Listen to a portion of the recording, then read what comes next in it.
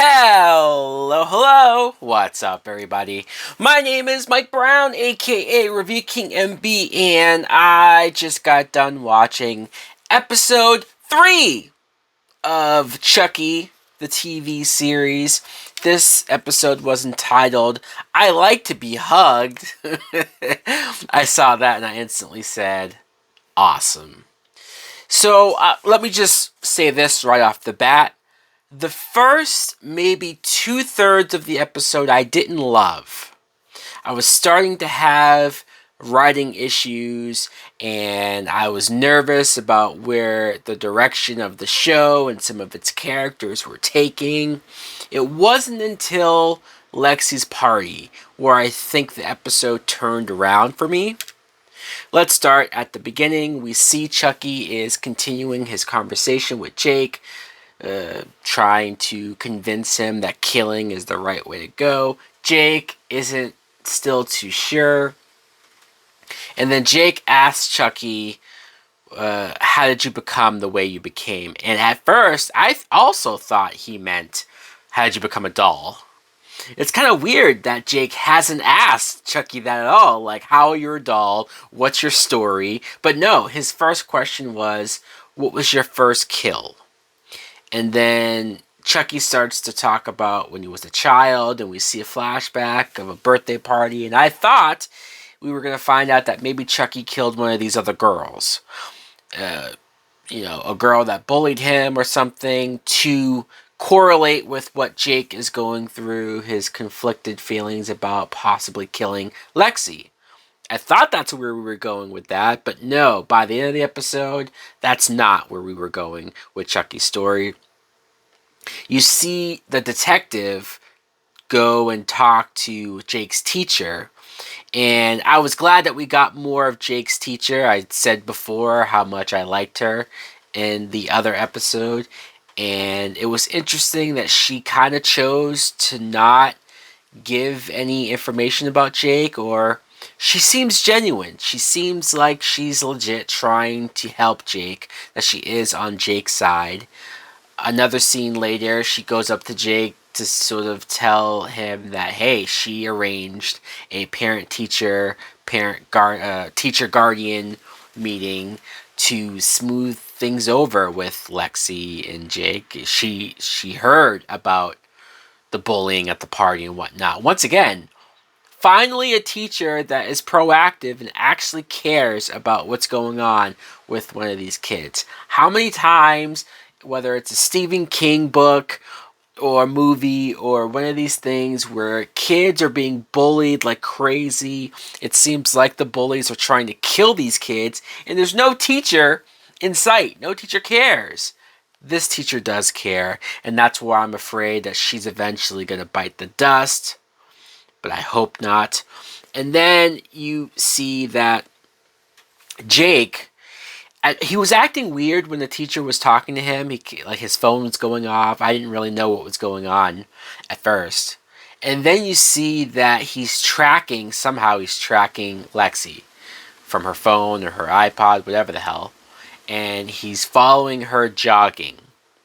And he's holding a knife. And this is where I started to question things completely. I was like, is he actually gonna try to kill Lexi? It seems so out of character for Jake. Jake, I'm not saying that over time, over the course of a few episodes, maybe Chucky could convince Jake to do something like this, but one episode? And he knows that Chucky killed his father. He knows that Chucky killed this maid. I just found it hard to believe that Jake would go along with this so easily.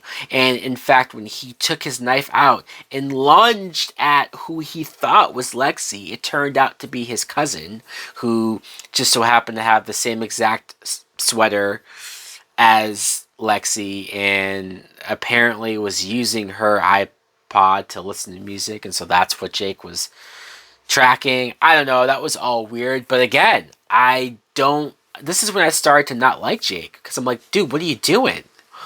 Broad daylight, you were about to kill very easily. I don't know. I didn't think that Chucky would have been able to convince Jake to do this, and it happened so fast. And I don't know. I don't really know what to think of Jake. I know that Jake's young. I know that he's impressionable, apparently. And I know that he's going through some shit after the death of his father and how he's struggling with so much. And Lexi, that prank that Lexi pulled was very fucked up. Don't get me wrong. Don't get me wrong. But I don't know. I feel like Jake needs to direct this anger and confusion towards Chucky, which hopefully we get more the next episode and going forward. Lexi, speaking of, she goes to Jake and apologizes to him, which, wow. Wow. Talk about character growth. Talk about, hey, maybe there is something more to this Lexi character than what I previously thought. Of course not, though. She only does this because she wants to ask Jake for the Chucky doll for her sister. Because her sister, I don't know if her sister has issues or, some sort of disorder. The way how she was freaking out over the doll is just like, really? You really want this doll so bad that you deep down, she's old enough to know that Chucky's dangerous and that Chucky's saying very messed up things to her. It just, whatever. Okay, fine. And so Lexi goes, she apologizes to Jake, she asks for the doll, Jake says no, so then of course she shows her bitch side again, that she didn't really mean the apology. The only thing that I question about this, I know that this was supposed to establish that she only apologized because she wanted the doll. But it did seem like when she was apologizing to Jake, I mean, for a second, it seemed like she meant it. It's when she said, look, when I get angry, I just hurt people. And I can't help it, and I'm sorry, And it's just the way how she said it. I mean, she could have just said sorry. She could have just left it at that. But she actually gave somewhat of an explanation. She actually tried to make Jake understand why she does the stupid, mean things that she does. And again, for a second, I thought, wow, maybe they're going to turn Lexi around. But then she ends up being a bitch again. So she gets pissed. She storms off. Jake is talking to Chucky, and Chucky's making fun of him that he bitched out and he didn't do the deed. So Chucky says, let me do it. Let me kill the bitch.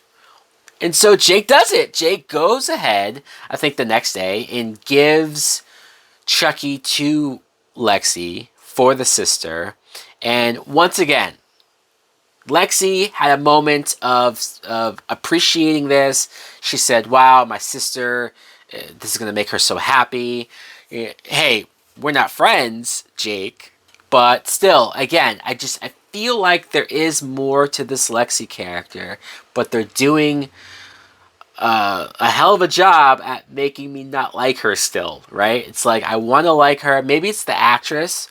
Maybe the actress is playing these small moments in ways to where that Lexi can have more layers to her, but the writing isn't quite following through with it. And so, yes, you even have that one scene. This is another scene where I thought maybe there's more to Lexi, is that Caroline, I think is the sister's name. She's hugging Chucky. He's saying he likes to be hugged. It's his catchphrase. The parents, even the mom, wants to hug Chucky.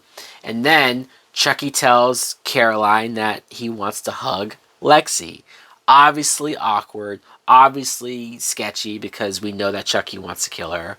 And she reluctantly does it, but she's hugging Chucky as the sister, Caroline, is also hugging this. So it's a nice moment. And Lexi has a look on her face as if like, wow, like maybe this is nice. Look how happy my sister is. But again, it all goes to shit because the parents have a concert or something that they're going to, and the parent-teacher meeting. So when the parents are away, Lexi throws a party. Of course. And there's so many people there. And I just thought, all right, yeah, maybe I am wishful thinking as far as Lexi being a likable character. Even the boyfriend, Jake's cousin, he's there. He sees her flirting, constantly flirting with this other guy.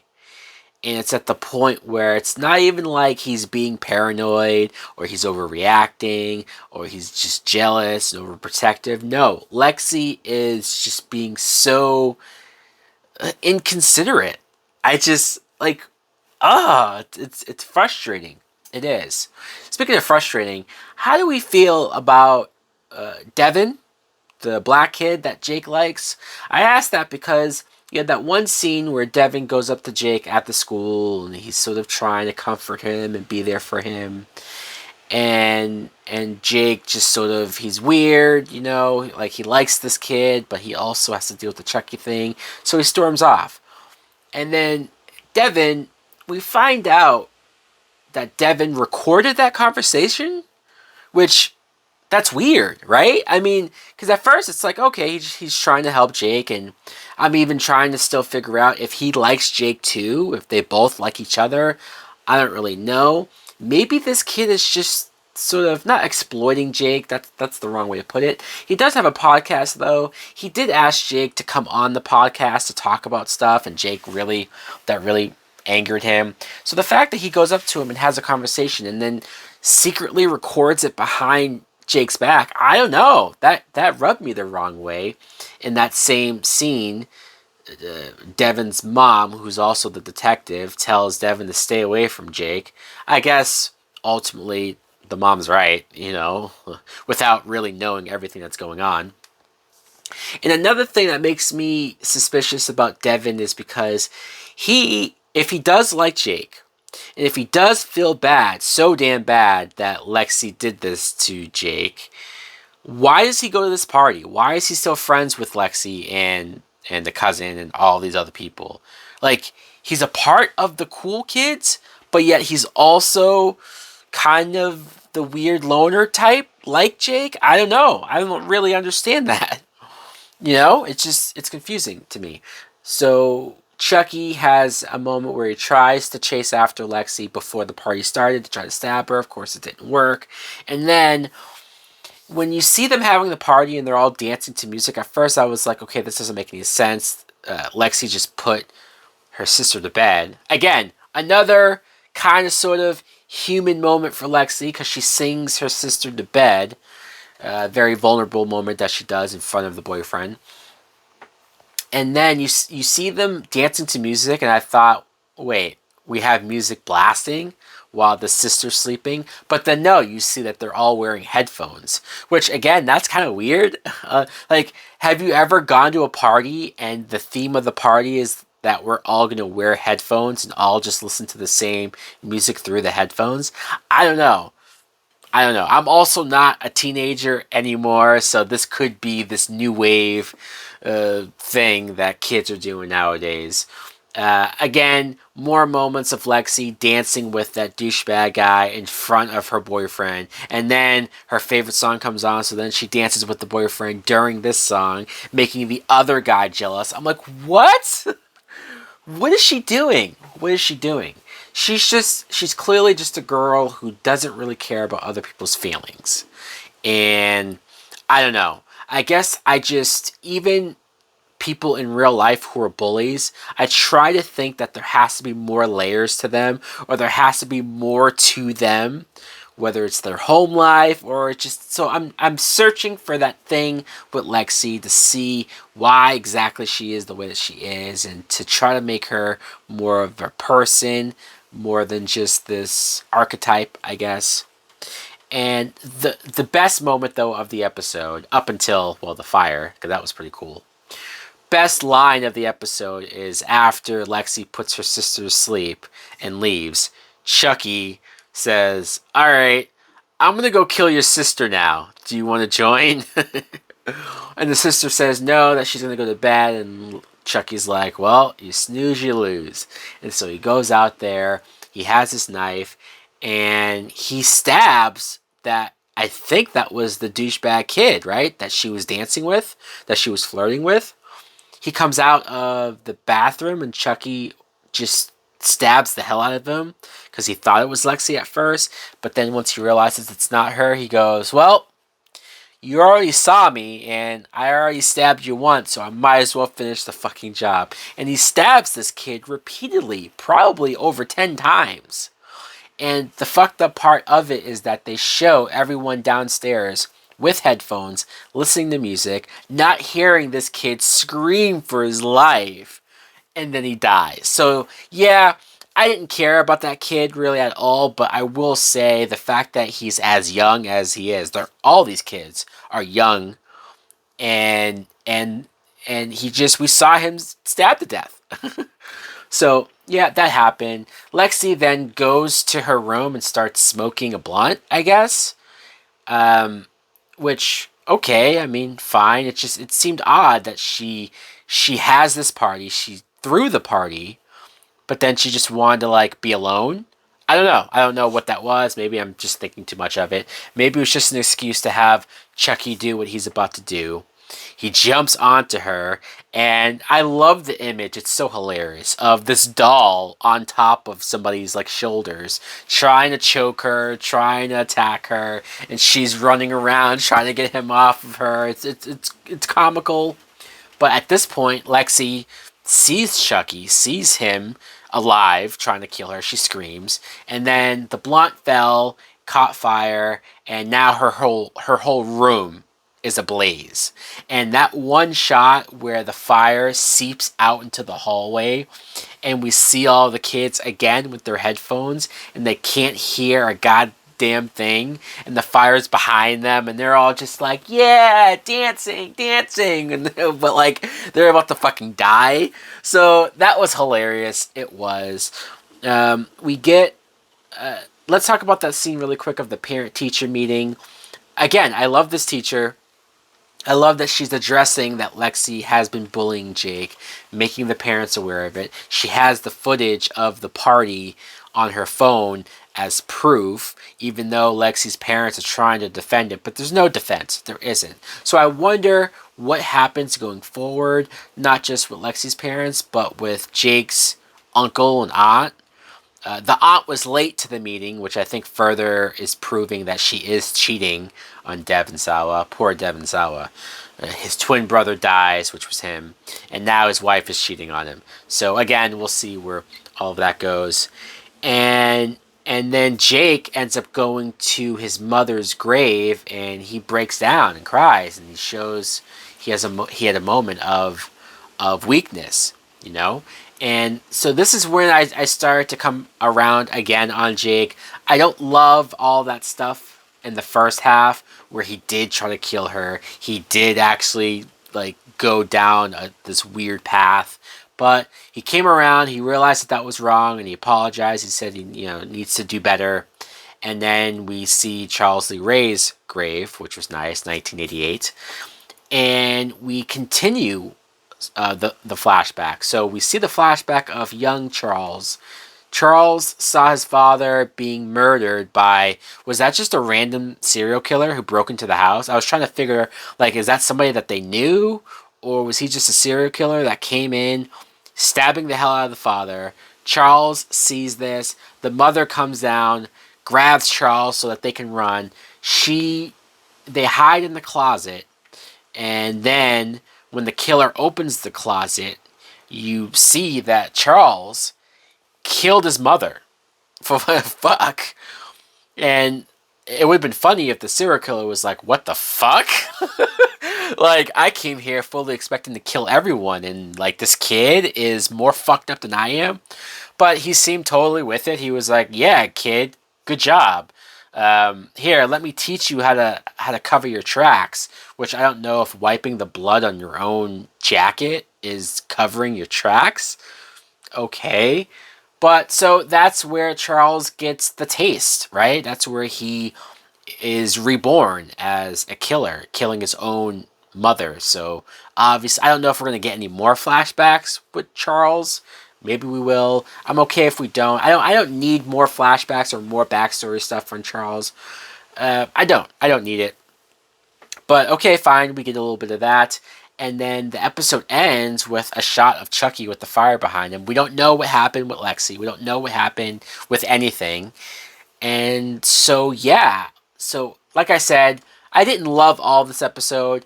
I liked aspects of it. I liked the teacher. I liked some moments with Lexi, but overall, she was still a bitch. I liked the ending because Chucky got his one kill per episode. When he killed that one kid, I figured, okay, Lexi's probably not dying because that's the one kill.